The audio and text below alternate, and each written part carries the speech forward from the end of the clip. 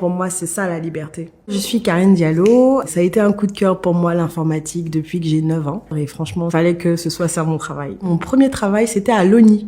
Donc, l'Office national d'identification. Et puis après ça, j'ai commencé un nouveau travail dans la cybersécurité où je faisais la traque de fraudeurs. Après cette expérience dans l'investigation numérique, j'ai fait de l'audit informatique et c'est ça qui m'a menée au travail dans lequel je suis en tant que directrice de la transformation digitale de l'administration au sein du ministère de la transition numérique et de la digitalisation. Le plus grand challenge, c'est comment arriver à faire comprendre aux gens l'importance de la digitalisation, l'importance du fait de travailler avec une vision commune. Au niveau cybersécurité, je pense qu'on a beaucoup évolué. Je me rappelle que à l'organisation du premier Cyber Africa Forum, lors de la conférence de presse, je disais justement que l'Afrique avait la chance à ce moment-là parce que les hackers ne s'intéressaient pas à nous. Donc c'était le moment où nous devions justement gagner de l'avance. Et heureusement, il y a eu ce forum-là qui a pu justement réveiller les consciences des gens sur cette thématique de cybersécurité. Mon goal absolu, c'est de pouvoir faire comprendre à toutes les personnes qui sont des décideurs, qui sont des leaders, l'importance de la digitalisation, la sécurisation de cette digitalisation, parce que les deux vont de pair.